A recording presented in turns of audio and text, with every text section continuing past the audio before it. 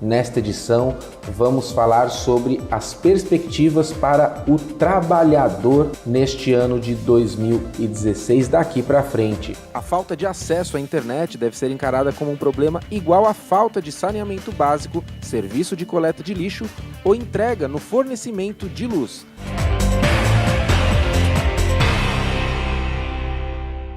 Os engenheiros que atuam na Prefeitura Municipal de São Paulo obtiveram uma grande vitória no dia 29 de março. Conquistaram a carreira própria e o piso salarial da categoria. Uma vitória brilhante.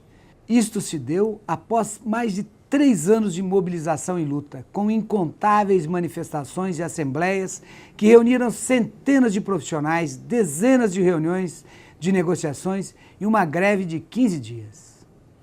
É, portanto, um orgulho para o CESP representar esses profissionais que jamais esmoreceram durante essa longa jornada de reivindicação e demonstraram que o justo vale a pena. Após essa vitória, a mobilização da categoria continuará cada vez maior e contando com o apoio do nosso sindicato. Seguimos buscando a valorização desses quadros técnicos, assim como condições para que exerçam seu ofício da melhor maneira possível, em benefício do povo paulistano. Parabéns aos engenheiros da Prefeitura.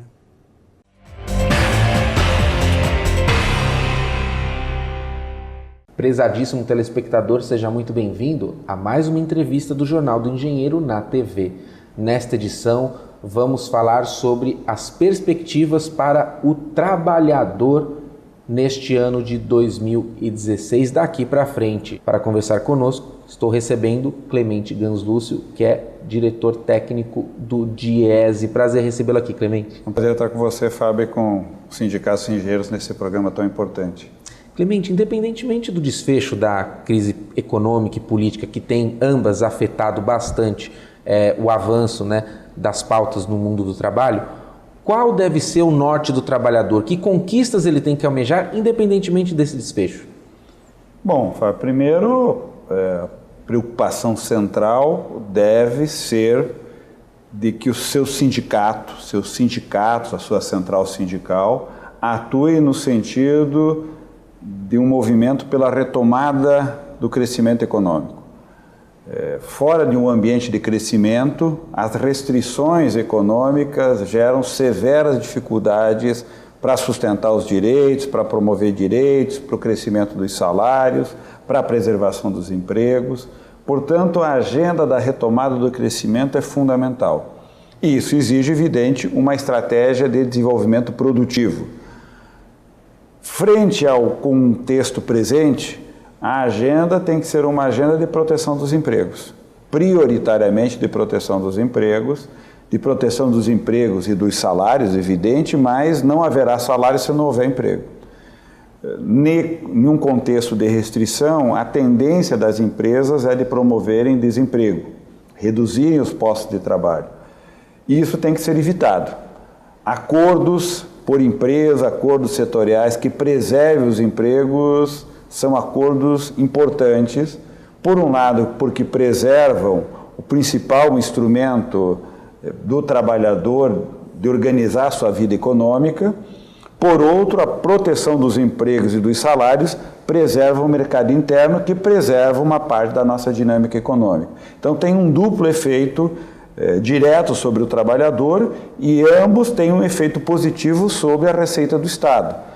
Se tem menos pessoas trabalhando com menores salários, a capacidade de consumo diminui, o medo do desemprego também afeta a capacidade de consumo das pessoas e isso reduz o nível de atividade, que reduz a receita do Estado. O Estado arrecadando menos pode realizar menos e isso tudo gera um efeito destruidor na economia. Então, a proteção do emprego também é um ativo importante para o trabalhador, para a empresa e para o próprio governo.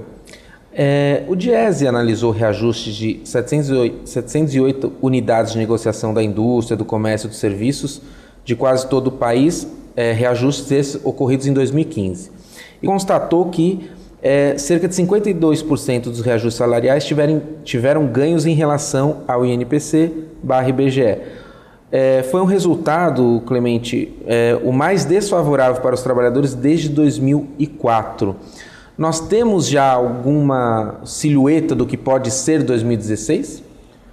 Olha, 2016 será um ano tão adverso quanto foi 2015. Do ponto de vista econômico, é um ano onde a atividade econômica ainda estará se estruturando de forma recessiva, ou seja, o nível da atividade econômica tende a diminuir, vem diminuindo nesses primeiros meses. A depender da solução desta crise política, poderemos antecipar processos de retomada de crescimento econômico. Creio que qualquer que seja o desfecho, há possibilidade de uma maior estabilidade. Evidente que nós temos que lutar para que a saída seja uma saída de convergência do ponto de vista de reunir capacidade para uma retomada da atividade governamental orientando o desenvolvimento. Então, se isso acontecer, nós poderemos ter uma performance talvez um pouco melhor no segundo semestre, mas de todo modo será um ano de muita diversidade. Isso confere para as negociações coletivas uma maior dificuldade nos seus resultados. O levantamento que nós fazemos regularmente para o ano de 2015 mostra que desde 2004, portanto 2003, foi quando nós tivemos no auge da crise dos anos 90, que é 2003, um maior volume de negociações com reposições salariais muito baixas. Esse ano de 2015 mostra que, com uma situação de diversidade econômica e um contexto de uma inflação mais alta, os aumentos salariais diminuiu também o número de convenções que conseguem repor com aumento salarial na database os salários, cresceu o número de negociações que não conseguiram nem repor a inflação, predomina ainda, é majoritário aqueles que conseguem algum tipo de aumento salarial, mas um aumento salarial de no máximo 1%, porque a inflação está muito alta. Qual é a diferença para 2016? É que a tendência da inflação é declinante. Então, diferente de 2015, que nós tínhamos uma inflação subindo, o que é mais adverso para os trabalhadores, 2016 nós temos uma inflação em queda. Da baixa atividade Portanto, a tendência de que com a reposição salarial, o salário real seja mais preservado. Portanto, a condição é um pouco mais favorável aos trabalhadores, é mais favorável às empresas. Entretanto, a diversidade será do desemprego maior. Portanto, um equilíbrio nas negociações, algo que os sindicatos engenheiros, de forma muito bem preparada, muito bem articulada, têm conduzido negociações equilibradas no sentido de saber qual é o momento. E o momento agora é um momento de olhar para a retomada do crescimento, de preservar os empregos e, evidente, de preservar o máximo dos direitos, mostrando o quanto que tudo isso contribui para o fortalecimento do mercado interno. O fato de ser um ano eleitoral, pelo menos para os municípios, Clemente, isso ajuda, atrapalha ou é indiferente? Em parte ajuda, porque a tendência é que os governos municipais tentem concluir um conjunto de obras, de investimentos. Então, dificilmente um governo trava processos nesse ano, que é um ano tão importante. Isso ajuda em um momento de restrição, porque o governante tenta manter o nível de atividade para que, evidente, o seu mandato seja bem avaliado, né? Isso é um aspecto positivo. A própria atividade eleitoral também é uma atividade nova que gera, especialmente no setor de serviços, demanda por serviços, a campanha eleitoral requer trabalhos, então ativa também uma parte do setor de serviços. E a atividade, o processo eleitoral também faz um debate sobre perspectivas. Então, de alguma maneira, suscita na sociedade a perspectiva de fazer um olhar sobre o futuro, o que também pode ajudar, se tivermos aí, nos próximos 90 dias o destravamento dessa crise política, a reconfiguração de um ambiente político melhor para a retomada da atividade econômica. Bom, então esse ano vai ser um ano de bastante negociação, né, perspicácia nessa área. E em breve aqui no CESP vai se iniciar as nossas campanhas salariais. Todas as vezes que a gente está prestes a iniciar as nossas campanhas, a gente faz um seminário de abertura, o Diese sempre está presente. Nesse seminário a gente promove análises para que tanto trabalhadores quanto empregadores tenham uma conjuntura política e econômica do ano, para que essas negociações possam ocorrer na base da realidade, não só do que eu acho ou quais são os meus interesses. Qual a importância de um instrumento como esse para um momento que é preciso negociar muito bem? Bom, primeiro é que essa iniciativa, que já é de longa data dos sindicatos de engenheiros, ela é uma iniciativa muito importante. Ou seja, há um reconhecimento de que a construção da estratégia tem que estar assentada em uma boa leitura da realidade, em um bom entendimento de qual é o anseio da categoria e de uma conjunção desses dois movimentos para que uma estratégia possa responder na realidade como que esses anseios podem se realizar. Então, a formulação dessa estratégia, ela precisa responder a esse contexto, um contexto de adversidade, um contexto que exigirá do sindicato uma capacidade de negociação muito mais sofisticada para poder combinar, diante das restrições, a preservação do direito ou o avanço em relação a aspectos que talvez não tenham sido avançados em momentos anteriores. Muitas vezes os sindicatos privilegiam aspectos mais sociais ou políticos na pauta, em detrimento, muitas vezes, de aspectos econômicos, porque isso ajuda as empresas e, ao mesmo tempo, promove um avanço em um direito que o sindicato, que a categoria considera importante. Esse equilíbrio é a arte da construção da estratégia que o sindicato, por meio desse instrumento de planejamento da campanha, o tem feito de forma bastante eficaz. Creio que, mais uma vez, o sindicato gerará um conhecimento que lhe permitirá conduzir as negociações de forma bastante coetânea com os desafios que estão postos nessa conjuntura. Perfeito. A gente vai fazer um breve intervalo, Clemente, e no próximo bloco eu quero falar sobre o compromisso pelo desenvolvimento. Tudo bem? Tá ok. A gente volta, não saia daí.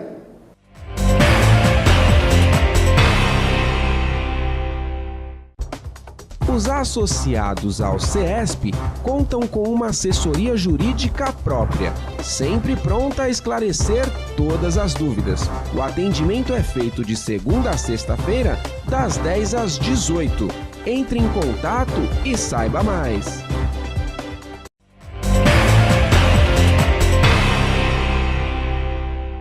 Estamos de volta na entrevista do Jornal do Engenheiro, debatendo nesta ocasião a respeito das perspectivas para o trabalhador se organizar daqui para frente. Estamos recebendo aqui Clemente Ganslúcio, do Diese.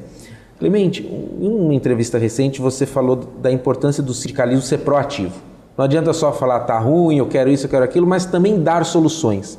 O compromisso pelo desenvolvimento, você vai me explicar o que é esse movimento, é essa força do sindicalismo de propor ideias, o trabalhador propondo ideias?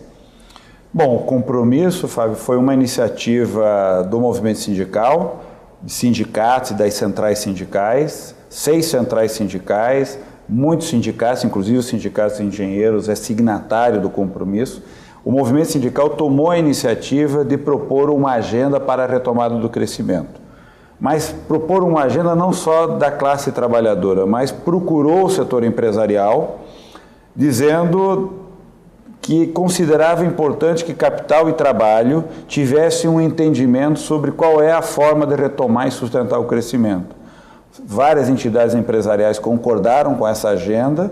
Nós realizamos um trabalho conjunto em 2 semanas de formatação de uma agenda comum, na verdade uma negociação, onde nós tivemos algumas diretrizes visando a retomada do crescimento econômico. Como retomar e como sustentar o crescimento. Isso foi consolidado em um documento, foi apresentado no dia 3 de dezembro, em um encontro com mais de 800 dirigentes sindicais aqui na cidade de São Paulo. Foi em seguida entregue ao governo, num fórum de debate que o governo tem com as centrais sindicais do setor empresarial, e no mesmo dia apresentado à presidenta Dilma.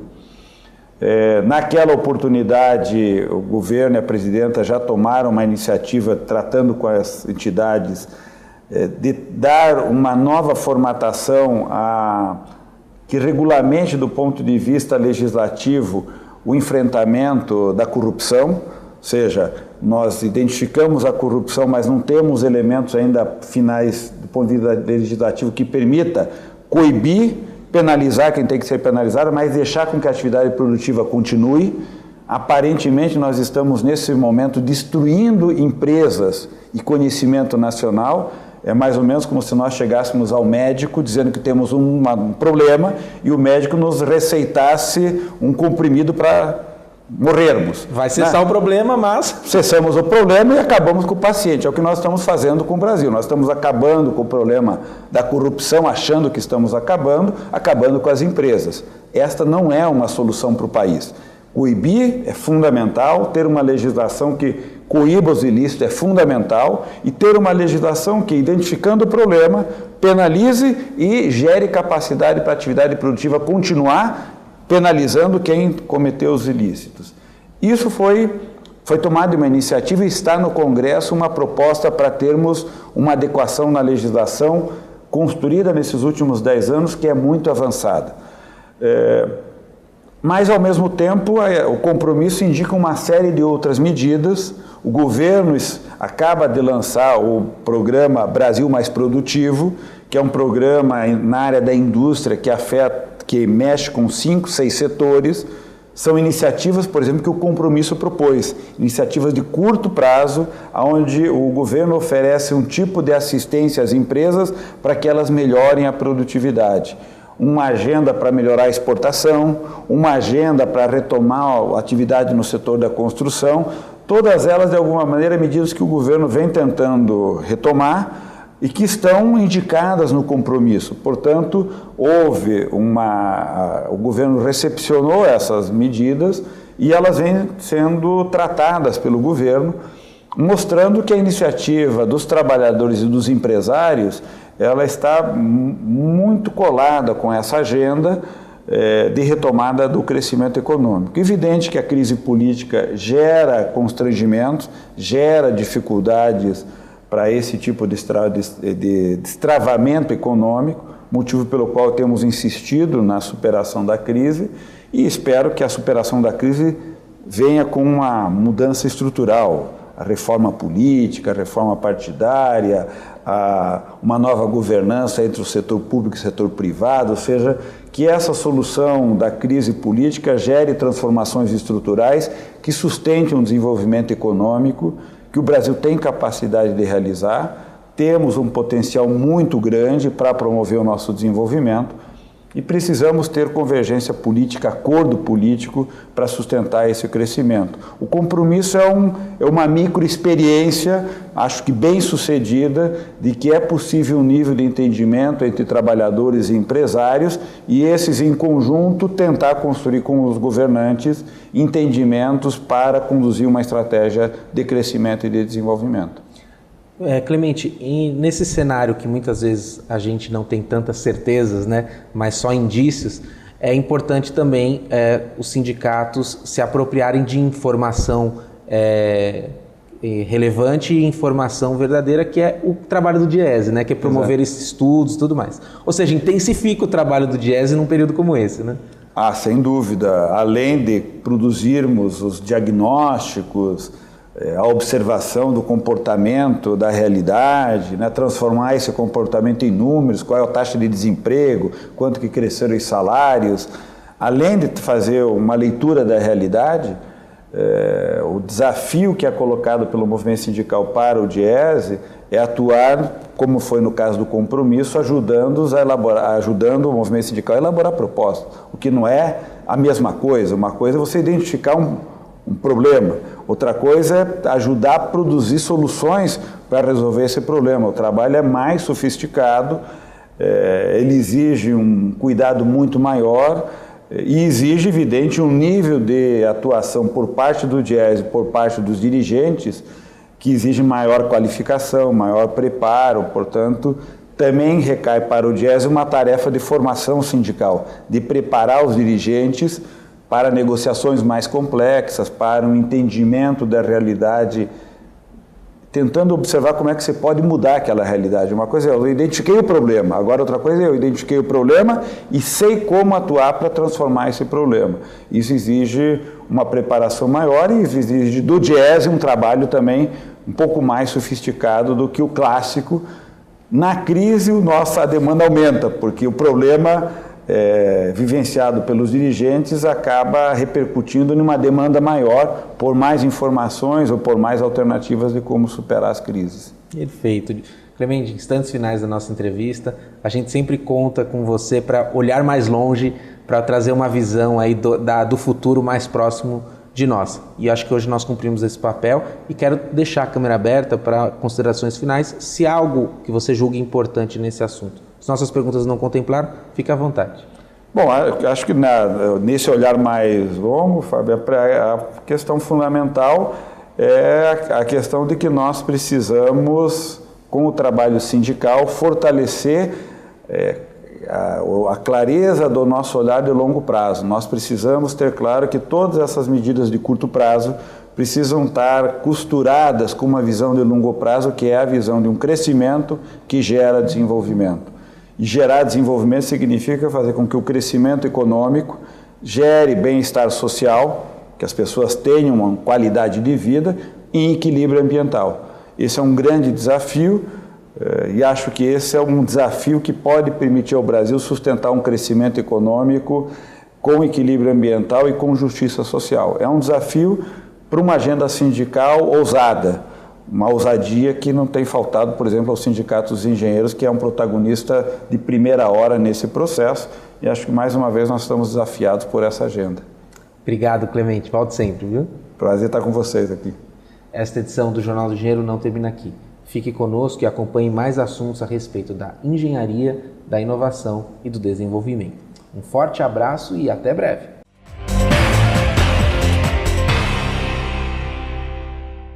A falta de acesso à internet deve ser encarada como um problema igual à falta de saneamento básico, serviço de coleta de lixo ou entrega no fornecimento de luz.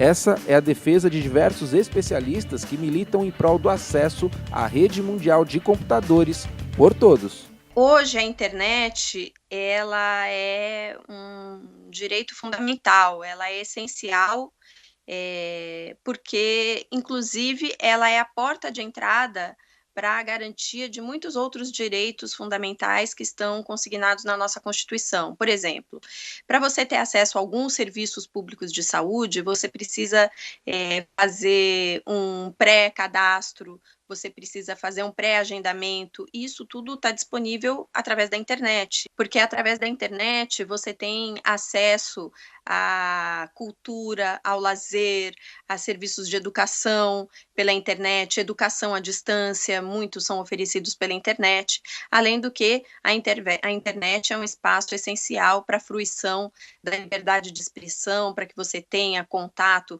com a diversidade e pluralidade cultural, informativa, da riqueza daquilo que é produzido, não só no Brasil, como no mundo. Nós sabemos que as sociedades que investem em infraestrutura de internet são sociedades que têm maiores índices de desenvolvimento humano e maior qualidade de vida e também maior competitividade no seu domínio econômico e social. A Federação Nacional dos Engenheiros luta pela popularização do conceito internet pública e também pela sua efetiva instituição nos planos dos governos. O objetivo é oferecer acesso à internet em locais públicos. Tal proposta faz parte do projeto Cresce Brasil Cidades, iniciativa da FNE e que debate os problemas urbanos. Vamos lembrar que o primeiro conceito de infraestrutura pública foi a pavimentação. E esse conceito foi inventado durante o Império Romano, que foi a via pública, para propiciar não só a expansão da economia romana, mas bem como a consolidação do seu império, trazendo, consequentemente, qualidade de vida para a sua população. Então faz sentido imaginar que, sob alguma perspectiva, a infraestrutura de internet tem que ser considerada sob uma visão pública também. A FNE é signatária da campanha Banda Larga é um Direito Seu, que une diversas entidades da sociedade civil organizada para que avance no Brasil as políticas públicas para o acesso à internet. Banda Largar o Brasil. A gente tem que lutar Uma universalização desse serviço. de qualidade para todo mundo. Banda Largar o Brasil é função pública, larga de verdade. A campanha Banda Larga é um Direito Seu, ela nasceu há uns 7 anos atrás, por iniciativa de muitas entidades do movimento social, entidades de defesa do consumidor, ativistas por uma internet livre e democrática, por perceberem que sem uma pressão social para que a internet banda larga fosse universalizada no país, para que o acesso fosse garantido às pessoas, independente da sua condição econômica e social, era necessário que fosse feita uma pressão sobre o governo e sobre o mercado para disputar a necessidade desse serviço ser universalizado, né? O projeto Wi-Fi Livre São Paulo, desenvolvido pela Prefeitura Municipal, prevê a instalação de acesso gratuito à internet por sistema Wi-Fi em 120 praças ou localidades públicas no município, atendendo todos os 96 distritos da capital. O projeto tem a coordenação da Secretaria Municipal de Serviços. O Wi-Fi Livre SP, o que entrou no plano de metas em 2013, ou seja, o que o prefeito Fernando Haddad prometeu à população, eram 42 praças conectadas. Hoje a gente já tem 120, o que representa 285,7% acima do que foi comprometido, né? O que nós e aí agora a gente iniciou uma fase em novembro de 2015, de buscar parceria com o setor privado. Então, foi feita uma consulta pública para que a população ajudasse a indicar locais. Depois, a gente colocou um texto sobre a proposta da parceria com as empresas na internet, no Diário Oficial e na internet, para que os empresários se manifestassem. Essa semana nós tivemos uma excelente reunião com várias empresas, que elas demonstraram muito interesse em patrocinar o projeto. E agora, nos próximos dias, deve sair o edital definitivo para que empresas interessadas em pagar pelo Wi-Fi da cidade, em troca de patrocínio, em troca de responsabilidade social e uma série de outros benefícios, seja parceiro da Prefeitura para a gente ampliar aí, quem sabe dobrar a rede. Nossa infraestrutura de internet no Brasil, ela deixa a desejar. E recentemente, com a expansão dos serviços de banda larga, como YouTube e Netflix, comprovou-se que a nossa infraestrutura ela é incompatível com a dimensão econômica de consumo de internet no Brasil. Para saber mais a respeito da luta por uma internet pública para todos, acesse o portal da FNE na internet.